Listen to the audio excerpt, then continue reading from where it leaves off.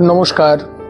বাড়িতে কারো জন্ম হয়েছে, শিশু জন্ম হয়েছে, তাহলে আপনার অশৌচ হলো, অর্থাৎ আপনি বাড়িতে পুজো দিতে পারবেন না, নির্দিষ্ট কিছু কিছু কাজ সেগুলো করতে পারবেন না, চুল কাটতে পারবেন না প্রথম কিছুদিন।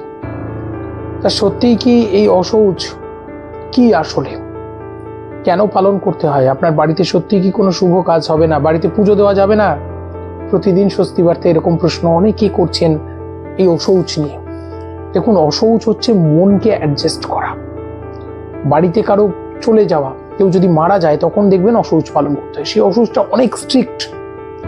এক কাপড়ে থাকতে হবে, একটি কাপড় পরে থাকতে হবে, তারপর আপনাকে হবিষ্যান্ন করতে হবে, অর্থাৎ খাবার দাবারের রেস্ট্রিকশন, বিছানায় শোয়া যাবে না, আরাম করা যাবে না, কম্বলে শুতে হবে, সেখানেও রেস্ট্রিকশন।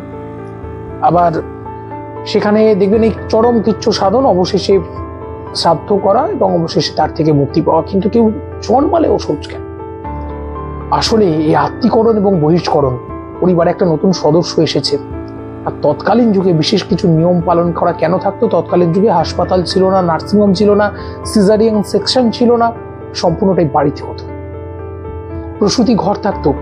রবীন্দ্রনাথ ঠাকুর যেখানে জন্মেছিলেন আপনারা দেখবেন সেই প্রসূতি ঘরের ছবি, গুগলে সার্চ করবেন পেয়ে যাবেন। সেই সময় বাড়িতে একটা করে আলাদা ঘর থাকতো, বা একটা গোয়ালের কোণা বা বিশেষ জায়গা। এবং শিশু জন্মের পর আপনারা জানেন যে নারী দেহ, সেখানে কিন্তু রজনিবৃত্তি, রজক্রিয়া, এটা স্বাভাবিক একটা প্রবৃত্তি। এবং সেই যে রজস্রাব, শিশু জন্মানোর পর জমে থাকা রজস্রাব, সেটা যখন নির্গত হয়, এই রক্তকে চিরকাল মানুষ ভয় পেয়ে এসছে, এটাকে অশুচি ধরে নিয়েছিল।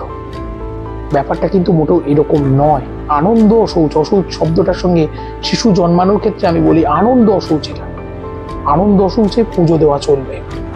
লঘু সংস্কার, অতটা নিয়ম নেই। এবং কি হয়, নিয়ম কি? নিয়ম হচ্ছে মায়ের গায়ে যতক্ষণ অশৌচ, মায়ের অশৌচ ততক্ষণ। এরকম শিশু যেখানে থাকবে সেখানে অশৌচ পালন। এই অশৌচ পালনের মধ্য দিয়ে সদাচার পালন, চারিদিক পরিষ্কার পরিচ্ছন্নতা রাখা, উদগ্র খাবার দাবার না খাওয়া, এগুলো ব্যাপারগুলো আছে। সবটাই কিন্তু আনন্দ অশৌচ। এখানে আনন্দ শব্দটা যুক্ত হচ্ছে। এখানে শোকের অশৌচ নয়। কেউ চলে গেলে যে অশৌচ পালন করা হয় সেটা নেই। তাই অযথা, আজকে যুগ পাল্টেছে তো, আজকে সেই আয়ুর্বেদিক ব্যাপারগুলো নেই। দাইমা প্রসব করায় না, আজকে ডাক্তাররা নার্সরা মিলে প্রসব করান। সিজারিয়ান সেকশন হয়, যদিও প্রাচীন যুগে ছিল শল্য চিকিৎসা।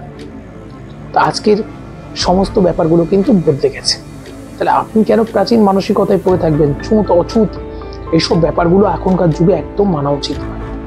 ওই যে দেখলাম তো, একজনের মা মারা গেছেন, ভদ্রলোক সুগারের পেশেন্ট, ব্যাস ঠিক করে নিয়ম করতে গিয়ে সুগার ফল করে তার স্ট্রোক হয়ে গেল। এইরকম দেখুন, জীবনের জন্য ধর্ম, আমি বারবার করে বলছি, ধর্মীয় সংস্কারগুলো যারা বানিয়েছিলেন তারা সবটাই করেছিলেন জীবনের জন্য। জীবনের জন্য ধর্ম। নিজে বাঁচুন, সুস্থভাবে বাঁচুন, এটা আপনার ধর্ম পালন করা হচ্ছে। কিন্তু উচ্ছৃঙ্খল হবেন না, তাহলেই হবে। পরবর্তী পর্বে বিস্তারিত আলোচনা হবে। সঙ্গে থাকুন, স্বস্তি বার্তার সঙ্গে থাকুন। অনেক অনেক ভালো থাকুন।